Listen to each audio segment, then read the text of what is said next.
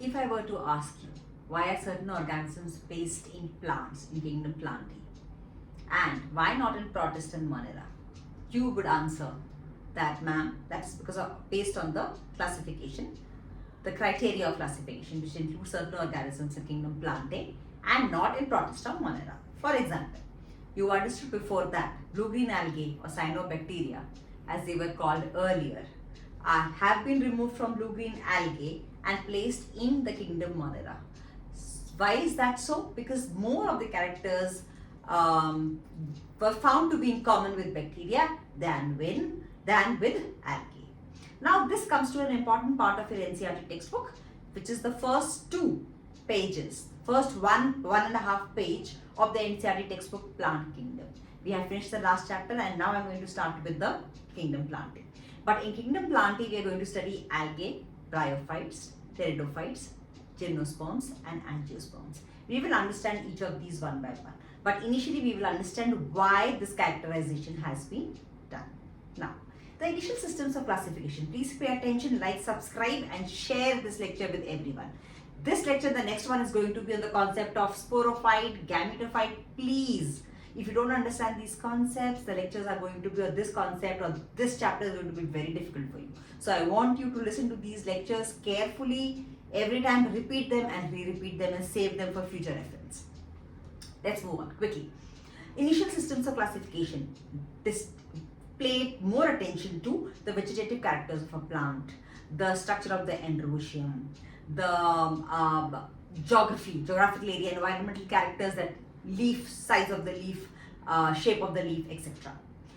Hence, this system was found to be a little erroneous. This was said to be artificial system of classification. Later on, scientists move on to more natural system of classification. What is the meaning of a natural system of classification? It paid more attention to relationships between organisms. It paid more attention to their common ancestry. It was assumed that all organisms that come under the same taxa, which means that if they belong to the same species, have got a common ancestor. Those that belong to the same genus have got a common ancestor. Those that belong to the same class have got a common ancestor. So this was the type of classification system which is called as natural system of classification, which gave more importance to ancestral relations. Now, these days, a mixed system of classification is used, which involves or includes phylogenetic relationships between organisms. What is the meaning of phylogenetic relationships? Phylogenetic means their common ancestry. So that is also an important part of classifying a new organism which is discovered. Now, taxonomy is an important part, important study of classification, which includes identifying an organism, placing them in certain category or characterizing it, giving it a name, a binomial name, and then identifying it and placing it in a specific area, specific category, specific kingdom, class, genus, species, etc. There are 3 parts of this study, which include numerical taxonomy, which assigns a certain number to every character, and on the basis of common numbers that is collected by organisms, they can be placed in certain category, which is like more closer to the number of characters that it has in common with the category in which it is placed. I hope the sentence was clear to you. Please listen to it again if it is not. The second part of it is called cytotaxonomy, which includes placement of organisms based on their cellular characters or cytological characters. Clear? Now this includes presence, absence of cell wall, nuclear membrane, type of cell wall, the composition of cell wall, etc. This is cytotaxonomy, and the third category, which is called as cytotaxonomy, numerical taxonomy, and the third category is your NCERT textbook gives, which is called as it gives right here the first 2 pages, chemotaxonomy. And chemotaxonomy means based on the chemical structure or based on the different chemicals or affiliations of different chemicals which exist within the organism as a whole. So there are 3 different branches. The first 2 pages of Kingdom Plantae mentions this classification, and please go through it carefully and learn to differentiate or dissociate these 3. The phylogenetic relationships, the concept of chemotaxonomy, the concept of cytotaxonomy, and the concept of numerical taxonomy. Okay. Now, On the basis of this, we divide the entire plant kingdom into 5 categories. The 5 categories are algae, bryophytes, pteridophytes, gymnosperms and angiosperms. Okay. We'll start with algae first, but before that, I will want you to understand the concept of sporophyte and gametophyte. Simply stated, then the study of this entire chapter, the concept of algae, bryophytes especially, and pteridophytes becomes very clear to you. Okay, what does this concept of gametophyte and sporophyte mean? Algae essentially are those organisms in which the main or the majority of life cycle of the plant is a haploid plant body. In bryophytes, the main plant body is both haploid as well as diploid, but the diploid is highly reduced and the main plant body is haploid. Diploid plant body is dependent on the haploid plant body for its existence. The third is a pteridophyte. In pteridophytes or ferns as we generally call them, both haploidy and diploidy. Haploidy can be expressed as 1N, diploidy can be expressed as 2N. Both haploidy as well as diploidy coexist in gymnosperms and angiosperms, which are known as higher plants. I hope you all understand and you all remember that gymnosperms are said to be naked seed plants and angiosperms are all flowering plants of the world, where the seeds are enclosed in a specific special body which are called as flowers. So a flowering plant is also referred to as an angiosperm, and a plant which is flowerless, which are the tall coniferous trees that you see on hill stations, etc., all come under naked seed plants.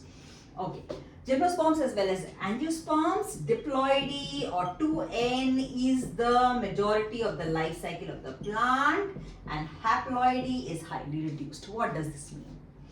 If you try to relate this concept, as you move from Monera to Protista to fungi to Plantae to Animalia, the world naturally moves towards diploidy, because diploid is said to be more superior or more sophisticated. I don't mean superior in the way that you understand as I am superior. There's no superiority complex. It's just that it is more sophisticated or well developed. The correct word to use here is well developed and not superior.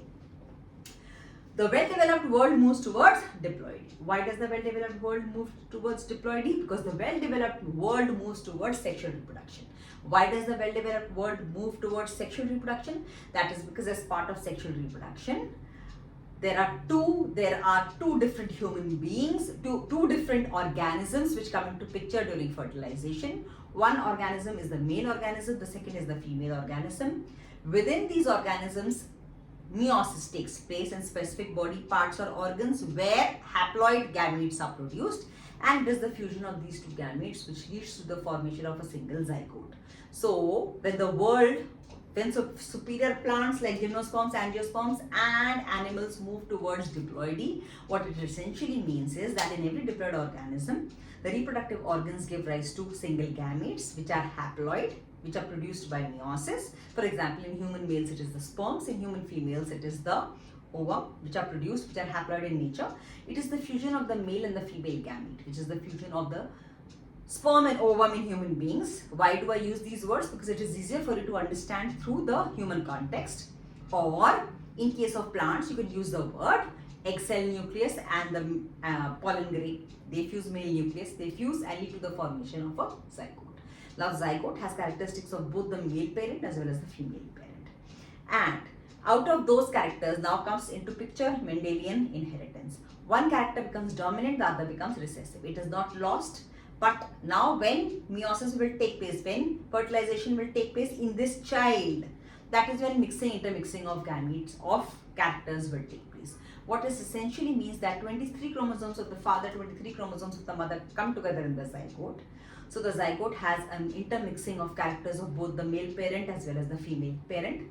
The father has his own mixing of characters of his grandpa, his ancestors. The mother herself also has her own ancestral characters in present. So it leads to intermixing of genes. So the genes become more superior and better, and the world can choose, or the organism itself or the race itself can choose the better characters, and the species can choose to strengthen itself by choosing the correct, right, better, stronger characters and delete the abnormal characters. This is a very important concept, students. You may have to listen to this lecture again. But remember, why does the world move towards sexual reproduction? Because sexual reproduction involves essentially mixing of characters of two different organisms. And the two different organisms come from with their own set of characters from their own ancestors. So it leads to a mishmash of characters out of which the species itself can choose the better characters. It can delete the unwanted characters, and that is how the species can become stronger. So the world or the species, the intention of every species is to make its own species and its own genus stronger and stronger. That is why the human beings and the races now become stronger and better, because their normal genes are deleted out of the system when meiosis takes place or when fertilization takes place. Now, if you compare it with asexual reproduction or vegetative reproduction, in asexual as well as vegetative reproduction, it is the same characters of the same plant which gets repeated again and again. That leads to inbreeding depression, what it is called. Or the plant will not, it will fail to have newer and better characters, and it will keep repeating the same characters over and over again. Eventually, after millions of years, those characters die out. So, in the living world, sexual reproduction is always preferred over asexual and vegetative reproduction. Sexual reproduction is always preferred over asexual and vegetative reproduction. Like, share, subscribe, remember these and share it with as many friends as you can. Very important concepts for NEET and NCERT. Coming back to this. Now, algae essentially are those in which the haploid plant body is the major plant body. Bryophytes are those in which haploid plant body is the major plant body, and the diploid is highly reduced. It is dependent on the haploid plant body for its existence. Pteridophytes, both haploidy as well as diploidy exist, and both are independent of each other. In gymnosperms and angiosperms, the major plant body that you see of the trees around you all over the world, the banyan tree, the rose tree, the peepal tree, the whichever tree you see around you, our diploid plant body is the major part of the plant body. Now, our plant breeding techniques have increased the ploidy, and it has gone up to 6x, 12x, etc. That's a different concept altogether. But what I'm trying to say here is that the diploid plant body is the major part of the plant body, and haploidy is reduced only to a small portion during reproduction, which leads to the formation of gametes. The haploid plant body is referred to as a gametophyte, and the diploid plant body is referred to as the sporophyte. So generally, for you to remember, all the plants that you see around you are all sporophytes. In them, the gametophyte is highly reduced. The gametophyte generation exists only for a little time. It is the gametophyte which leads to the formation of gametes, and it is the sporophyte which leads to the formation of spores. Remember these two sentences clearly. Gametophyte leads to the formation of gametes. Sporophyte leads to the formation of spore. In algae, the existence of the algae is mostly gametophyte. In bryophytes, gametophyte as well as sporophyte, but sporophyte is highly reduced. It is dependent on the gametophyte, which is the main plant body for its existence. Whereas the gametophyte is the major or the dominant phase in the life cycle of the plant. Remember these words. Dominant phase in the life cycle of the algae is a gametophyte, whereas the sporophyte is highly reduced. These words are not clear to you right now, but if you listen to this lecture again and again, it will become clear to you. In pteridophytes, both gametophyte as well as sporophyte exist, and both are dependent on each other or independent of each other in some ways or the other, but both are equally dominant. In gymnosperms as well as angiosperms, the major life cycle of the plant is a sporophyte, which is a dominant generation of the plant body. The gametophyte is highly reduced, and the gametophytic stage exists only during the fertilization of the plant. Fertilization, where the spore germinates, gives rise to a male nucleus, and it reaches the egg cell nucleus. That's the only gametophyte stage in the life cycle of a gymnosperm and an angiosperm. Like, subscribe and share these lectures. Save it for future reference, and do ask me in the comment section if there's anything else which is not clear to you. I'll repeat it again and again.